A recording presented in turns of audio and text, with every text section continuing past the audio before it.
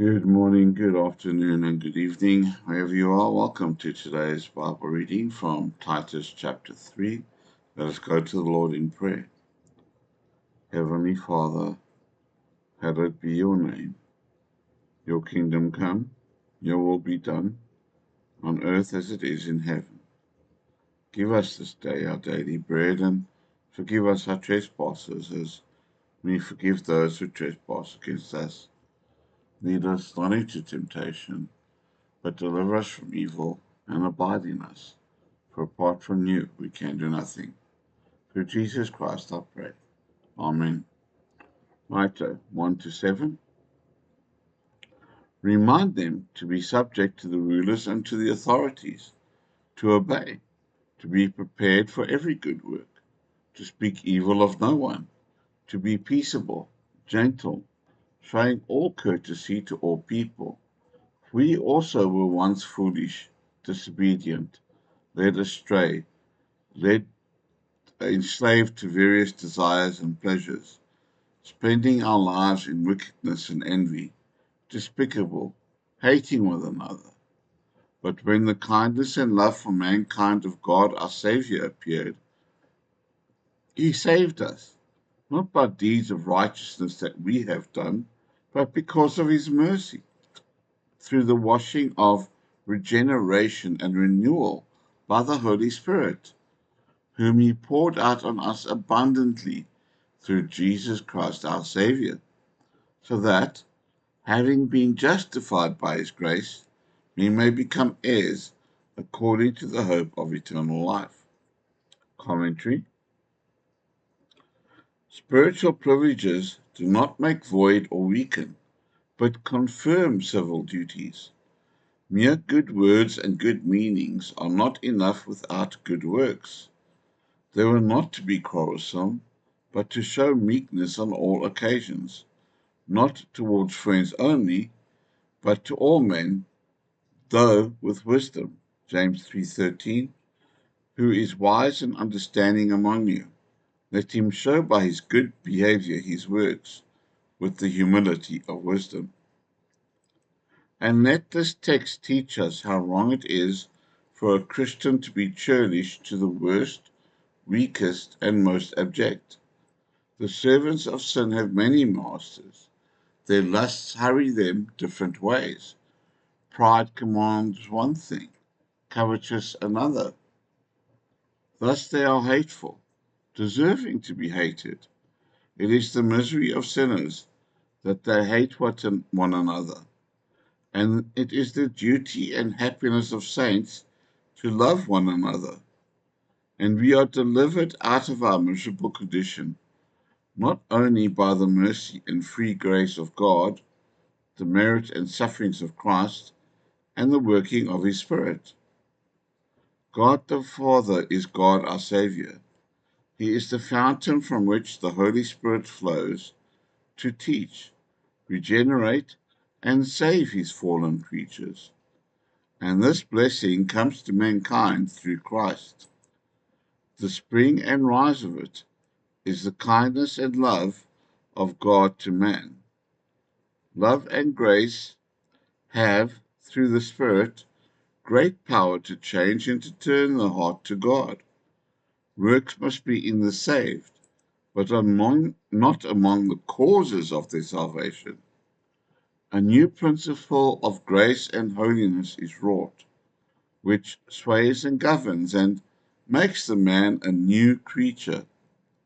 Most pretend they would have heaven at last, yet they care not for holiness now.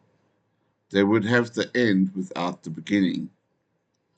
Here is the outward sign and seal thereof in baptism, called therefore the washing of regeneration. The work is inward and spiritual. This is outwardly signified and sealed in this ordinance.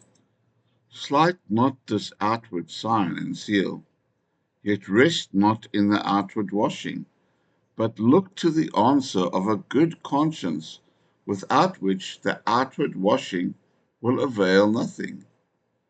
The worker therein is the Spirit of God. It is the renewing of the Holy Ghost.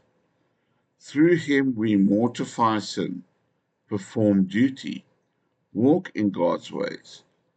All the working of the divine life in us and the fruits of righteousness without are through this blessed and Holy Spirit.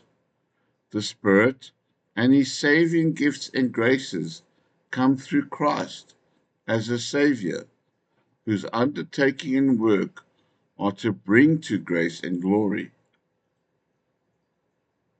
Justification, in the gospel sense, is the free forgiveness of a sinner, accepting him as righteous through the righteousness of Christ received by faith. God, in justifying a sinner in the way of the gospel, is gracious to him, yet just to himself and his law. As forgiveness is through a perfect righteousness, and satisfaction is made to justice by Christ, it cannot be merited by the sinner himself. Eternal life is set before us in the promise. The Spirit works faith in us, and hope of that life. Faith and hope bring it near, and full with joy in expectation of it. 8 to 11. The saying is trustworthy, and I want you to insist concerning these things, so that those who have believed in God may be careful to engage in good deeds. These things are good and beneficial for people, but avoid foolish controversies and genealogies and contentions and quarrels about the law, for they are useless and fruitless. Reject a divisive person after a first and second admonition, knowing that such a person is perverted and is sinning, being self-condemned. When the grace of God towards mankind has been declared, the necessity of good works is pressed. Those who believe in God must make it their care to maintain good works, to seek opportunities for doing them, being influenced by love and gratitude. Trifling, foolish questions must be avoided, and subtle distinctions and vain inquiries. Nor should people be eager after novelties, but love sound doctrine, which tends most to edifying. Though we may now think some sins light and little, if the Lord awaken the conscience, we shall feel even the smallest sin heavy upon our souls. 12 to 15. When I send Artemas or Tychicus to you, make haste to come to me in Nicopolis, for I have decided to spend the winter there. Diligently sent on their way Zenas, the lawyer, and Apollos, so that they may lack nothing. But also our people must learn to engage in good needs for necessary needs, so that they will not be unfruitful. All those with me greet you. Greet those who love us in the faith. Grace be with all of you. Christianity is not a fruitless profession, and its professors must be filled with the fruits of righteousness, which are by Jesus Christ, to the glory and praise of God. They must be doing good, as well as keeping away from evil.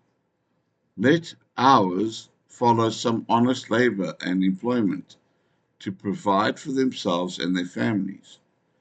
Christianity obliges all to seek some honest work and calling, and therein to abide with God. The apostle concludes with expressions of kind regard and fervent prayer. Grace be with you all, the love and favor of God, with the fruits and effects thereof, according to need, and the increase and feeding of them more and more in your souls.